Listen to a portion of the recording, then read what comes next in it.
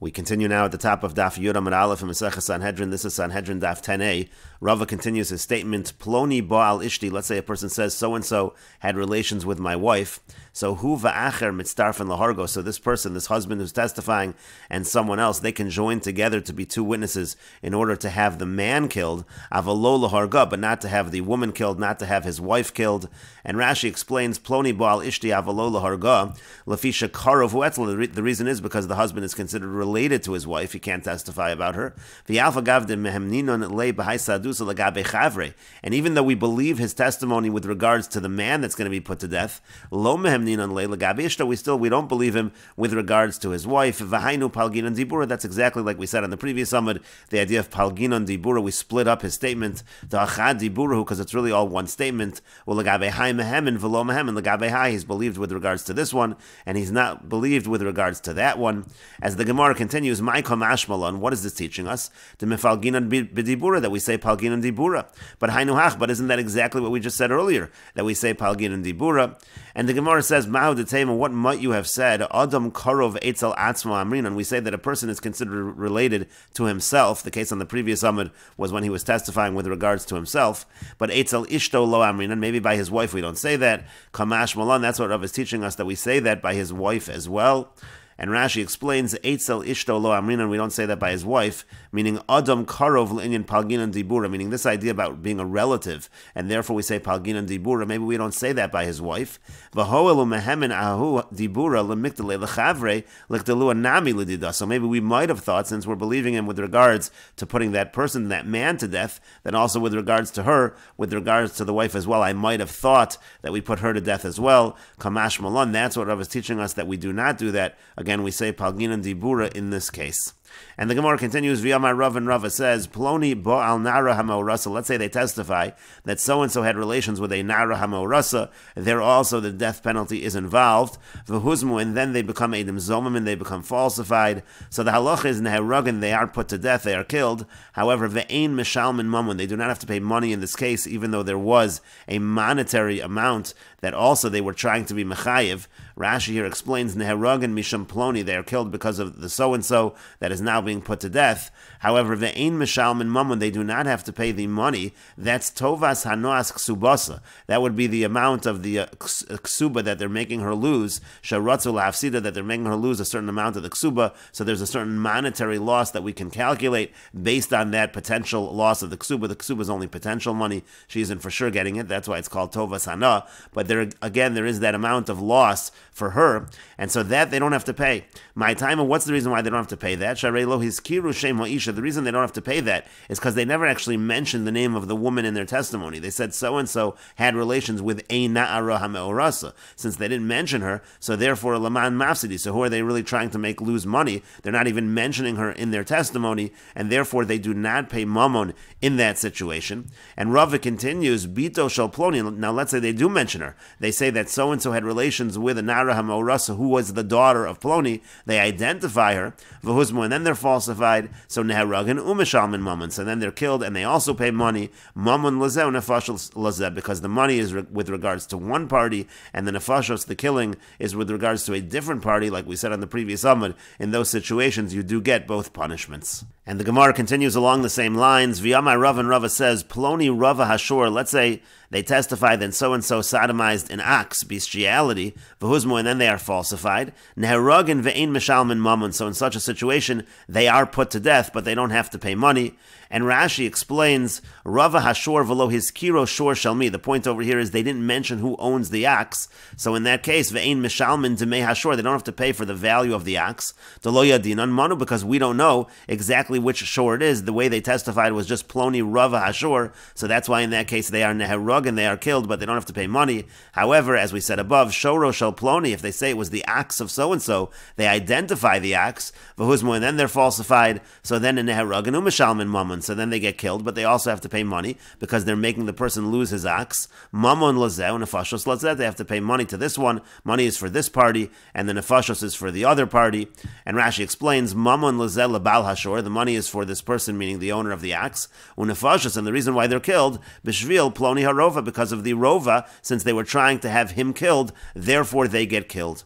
And the Gemara continues, Hasu lamali, well, this seems exactly the same as the case above with Nara HaMorasa, that it depends whether they identify who the Nara HaMorasa is, and here it depends that they identify who the owner of the shore is. So why do we need the same thing twice? Hasu lamali, why do we need to repeat it? Why do we need this stated further? Hainu hach, it seems exactly the same as above. And the Gemara says the reason why we're saying the case with regards to a shore is mishum dekaboy boyala, because there actually is a question that was asked with regards to the case particularly of the shore, to boy Rava, because Rava asked the following question. Ploni Rava Shori, what if a person says, so-and-so sodomized my ox, mahu, so then what's the halach in that case? Mi'amrinon adam karov etzel atzmo, do we say that a person is considered to be related to himself, however, ve'ein adam karov etzel memono, but since it's his ox, but we don't say that a person is considered related, so to speak, to his money. Odilmor, maybe, amrinon adam karov etzel memono, maybe we do say that a person is considered related with regards to his money. And Basar the boy Hadar Pashta, after he asked the question, he answered the question, Adam Karov Eitzel Atzmo, that a person is considered related with regards to testimony for himself. V'yein Adam Karov Eitzel Mamona, but a person is not considered a Karov with regards to his money. And Rashi explains, Ploni Rava Shori so-and-so engaged in bestiality with Mayax, Huva Acher, Mitzdaref Imo. Again, he's testifying together with someone else. So Mao, what's the halach in that case? Ploni Vadai Miktal. Certainly the person will be killed, meaning to say the person they're testifying about will be killed. Elashor Mi Miktal, but what about the ox? Are we going to kill the ox in that case? Because he's testifying about his own ox. Mi Amrinan Adam Karov Eitzel Mamono. Do we say that a person is considered a Karov by his money? Upalginan Dibure Lehimune Achavre Velo Ashor, and therefore we split his words and we say he's believed with regards to the person but not the ox. Odilmar, maybe lo amrinan le'inyan palge dibura adam karov etzel memona. We don't say with regards to palginan dibura that a person is related to his money. Afagav de palginan le'el etzel atzmo, even though we do say that by testimony about himself. And the Gemara then said Hadar Pashta, then they answer the question, lo amrinan adam karov etzel memona. We don't say a person is related, so to speak, to his money, le'inyan palgi dibura v'hashor yisakel, and therefore the shore in fact is stoned, the shore is put to death in this case. And the Gemara continues at the two dots. The Mishnah said, Makos b'shlosha, cases of lashes are tried with 3 judges. And the Gemara says, Menahani Mili, from where do we know this? Amar Rav Huna says, Amar Krutz, because the Pasuk says, Ushvatim, and they judge the case. Shnayim, we understand that to mean at least 2 judges. V'yein bez and shakal, now you cannot have a court that has an even number of judges. Mosifan aleim odechat, so we add another judge, Harekan shlosha, that is a total of 3 judges.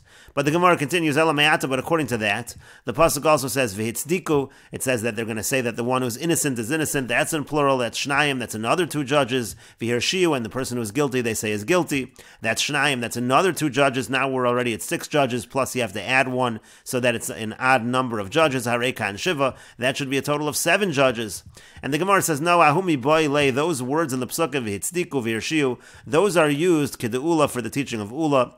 Diyamar Ula, because Ula says, remez le'edim zomamin min haTorah minayin. From where do we know a hint to the idea of edim zomamin from the Torah? And the Gemara interrupts and asks, remez le'edim zomamin, what do you mean a hint for edim zomamin? V'aksib, but it's written in the Pasuk, you don't need a hint. The Pasuk says, kasher zamam, it says you do to them like they tried to do to the defendant. And so the Gemara says, Ella, rather, what it means is as follows, remez le'edim zomamin shalokin minayin. From where do we have a hint that edim zomamin, that they get the punishment of malchus?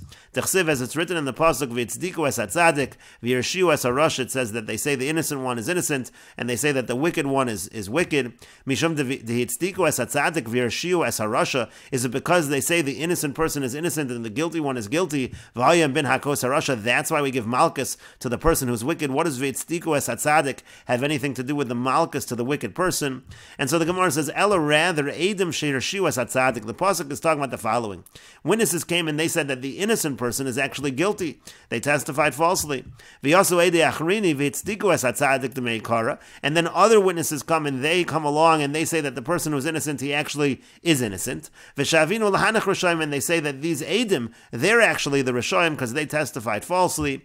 And so then the Pasuk is saying, harasha. The pasuk is saying that the punishment is lashes. We see that there is a punishment of lashes for Eidim Zomim. But the Gemara continues, why do we need the pasuk of V'tzdiku es hatzadik v'yirshiu es harasha to say that there's lashes for Eidim Zomim? Just say it comes from the pasuk of Lo Sana. It says you're not allowed to testify falsely, and therefore that's a negative commandment. Along with that should come the punishment of Malchus. And the Gemara says to that, Mishum dehavale lav shein b'maisa. The pasuk of Lo Sana is a negative commandment, but it's a negative commandment that doesn't involve any action. It's a lav shein b'maisa, and the rule is v'chal lav shein b'maisa ein lokan olav. Anytime you have a lav shein b'maisa, there is no Malchus, so that would not be a source. That's why we need the source from V'tzdiku es hatzadik v'yirshiu es harasha. And Rashi explains, Remez la'edim zomamin shalokin. Again, we need a hint by Edim zomamin that they get Malchus. Now, the problem is, the punishment for Edim zomamin is usually kasher zomam. What they try to do to the defendant, that's what they get. And so Rashi explains, Heicha de'ein hazama yechola le'eskayim behem. We're talking in a situation where you cannot give the punishment of kasher zomam to them. Kegon, for example, mi'idin anu be'ishploni shu ben grusha. Let's say they testify about a certain person that he's a ben grusha. V'nimtzu zoman. It turns out that they're false witnesses. They're testifying about a Kohen that he's actually a Cholol, Varehem Kohanim, and they also are Kohanim. The halach over there happens to be Ein Omer Yasaz Ben Grusha Tachtav. We don't say that Edim Zomin become Chalolim because of what they try to do. In that situation, it's different. Elasofeg Esarboim. Rather, they get the punishment of 40 lashes, Minolin. And so, from where do we know that? That is the Gemara's question. And the Gemara continues at the two dots. The Mishnah said, Mishum Rabbi Shmuel Amru. In the name of Rabbi Shmuel, they said, Be'esrim Ushlosha. The cases of lashes are tried with 23 judges.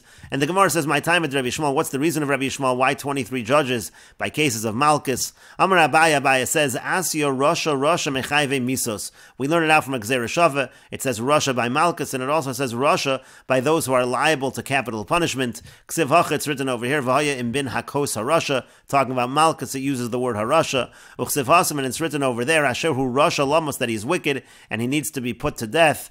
And so therefore we learn from this, Malahalan Be'esrim Ushlosha, just like over there, when we're talking about the death penalty, we have 23 judges. Afkan Be'esrim Ushlosha, so too over here by lashes, it's with 23 judges.